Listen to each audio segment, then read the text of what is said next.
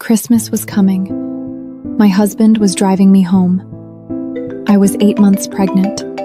Then, his phone rang. I couldn't help but ask, "Who's been calling you frantically on Christmas Eve?" He suddenly pulled the car over to the curb. Get out. "What did you say?"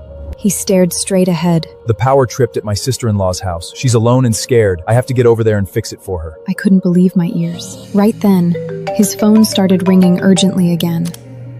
Losing his patience, my husband threw open the car door and roughly dragged me out from the back seat. She's afraid of the dark and can't wait any longer. You're only 8 months pregnant. Waiting on the highway for a bit won't kill you. Someone will pick you up in half an hour. I watched Brian's car speed away into the distance. My heart sank to rock bottom. Suddenly, a faint, sharp pain started blooming, making me break into a cold sweat. A car pulled over, and the window rolled down. The female driver's eyes showed a flicker of concern. "Are you okay?" "I think I'm going into labor." Damn it. The female driver muttered a curse and quickly helped me into the car. "Where is your husband?" I had no answer for that. I was carrying Brian's child and was about to give birth, yet I wasn't as important as a power outage at his widowed sister-in-law's house. A total stranger cared more about me than he did. A sudden wave of pain hit me, and I gasped for air. Once the contraction passed, I pulled out my phone and dialed Brian's number. He hung up without a second thought. Once, twice, 3 times. On the 16th call, he finally picked up, sounding incredibly annoyed. What now? Shut up and wait. I told you to stop calling. It was quiet on the other end, but 2 seconds later, Chloe's voice drifted through. "Brian, the power's still not back. I'm so scared." Hearing that, Brian lost all interest in listening to me. He just snapped. My men are almost there. Stay put and stop causing trouble. The words, "I'm giving birth," got stuck in my throat. Suddenly, I felt a gush of warm fluid between my legs. The female driver tried to pull over right away. All lanes were completely stuck in traffic. Some drivers even blocked the emergency lane. "Shit!" But she turned to me and said, "Don't worry, you'll be okay." "Make way, a woman is in labor!" But the long line of cars did not move at all. I tried to calm down and called Jake, Brian's right-hand man. If they cleared the road. Donna, what's wrong? Another sharp pain hit me hard. I gritted my teeth and tried to explain quickly. "I'm in labor. We're stuck on the highway." Boss said you always fake it. 8 months can't be labor, wait. Jake hung up the phone without any mercy. He hung up the phone without mercy. The pain was so bad I could barely hold my phone. She jumped out and banged on every car door. "Please make way!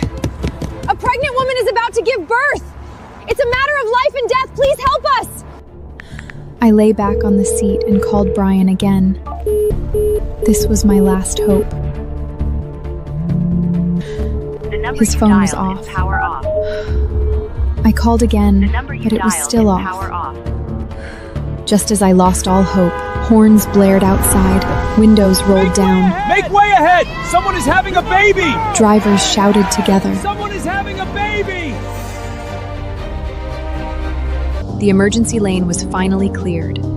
The female driver slammed on the gas and sped forward at full throttle. We were only 5 minutes away from the highway exit when we got stuck again. She honked her horn non-stop, but the cars ahead didn't budge an inch.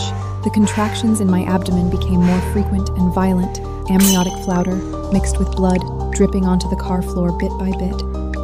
The pain was so intense I blacked out several times, barely forcing myself to wake up again. I was completely soaked in cold sweat. I couldn't even tell if I was conscious or just fainting from the agony. When I opened my eyes again, the female driver was arguing with a bystander. "The emergency lane is for saving lives! You're gonna kill someone by blocking it!" Everyone is stuck here. If you're so brave, go rush the cars in front. Don't act tough with me, or I'll show you what's coming. Seeing him about to hit her, I endured the sharp pain and got out of the car to protect her. I'm really about to give birth. Please give us a way through." Fresh blood stained the snow beneath me bright red. The man panicked, scrambled back into his car, and slammed the door shut. It's got nothing to do with me! Don't try to pin this on me! Everyone got out of their cars, knocking on windows one by one to convince others. This pregnant woman can't hold on much longer. She's in immediate danger. Have some heart and save a life! Everyone has family at home! A massive wave of pain hit me again. Every car ahead moved in unison, clearing the emergency lane. Some drivers were even willing to scratch their own cars just to pull over further and widen the path. The crowd carefully helped me back into the car. Don't be afraid. You'll reach the hospital soon. As the car started moving again, I couldn't help but cry as I thanked them. Thank you. Thank you, everyone. The female driver comforted me softly. Saving you today is like leaving a path of survival for myself in the future. But after only 2 minutes of driving, a family enforcement vehicle cut us off and forced us to stop. Brian's right-hand man, Jake, stepped out of the car with a heavy scowl. You dare mess with the traffic on a road controlled by our family? You even caused multiple scratches and dents? The female driver tried to explain the situation, but Jake cut her off immediately. You women drivers are nothing but trouble. Sooner or later, we're going to ban you from the roads. The driver was furious. Before she could even argue back, she heard me let out a sharp scream. She rushed to wipe the cold sweat from my forehead. Just hang in there. We can reach the hospital in 5 minutes, max. Jake stepped forward. When he saw it was me, a flicker of suspicion crossed his face. Sister-in-law? What are you doing here? I bit down hard on my finger, forcing myself to stay conscious. I'm giving birth. You guys need to... Halfway through my sentence, Jake's phone rang. Boss, we found Donna, but... She looks like she's in labor. On the other end of the line, Brian's voice came through clearly, as cold as ice. She's just throwing a tantrum. Ignore her and let her stay there to reflect on her behavior.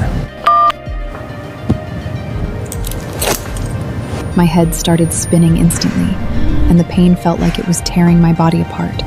After one last scream, my vision went black, and I completely lost consciousness. When I woke up again, I was already in the hospital. I only found out from the conversation of the nearby that I'd been resuscitated for a whole day. I slumped on the bed. The still unsettled stomach suddenly clamped. I know the child is gone. Before I could even process the grief, Brian walked in. Behind him followed Chloe, looking like a victim with a pout on her face. Joy, you really love making a scene over nothing. Didn't you say you were giving birth? Well, where's the baby? Looking at his completely indifferent face, I let out a self-defecating laugh and stayed silent. Chloe gently patted her chest and shot me a casual, dismissive glance. Joy, you really didn't need to do all this. Brian and I are completely innocent. Was it really worth making such a huge scene just to target me? Aren't you embarrassed? It was just a short power outage at my house. Did you really have to overreact like this? Embarrassed? I gripped the bedsheet so hard my nails nearly dug into my flesh. If giving birth to my husband's child is embarrassing, then calling someone else's husband to leave his pregnant wife just to fix a fuse is absolutely shameless. I know you giving birth is a big deal, but I'm a woman alone at home in the pitch dark. I was truly terrified. If Brian hadn't arrived in time, I would have to suffer in the dark all night. Yes, the power is fixed. Brian arrived just in time, so she no longer has to fear the dark. But I could no longer hold back my sorrow and anger, grabbed the water cup on the table and hurled it fiercely at them. But I've lost my child! I'll never see him again! What do you mean the baby is gone? Don't say such cursed things on Christmas Eve. You really are unfit to be a mother. My poor child, you were supposed to be born amid everyone's expectations and embrace the warmth of this world, never even getting a chance to catch a glimpse of the world. I closed my eyes in utter despair, pointing tremblingly at the door. Get out!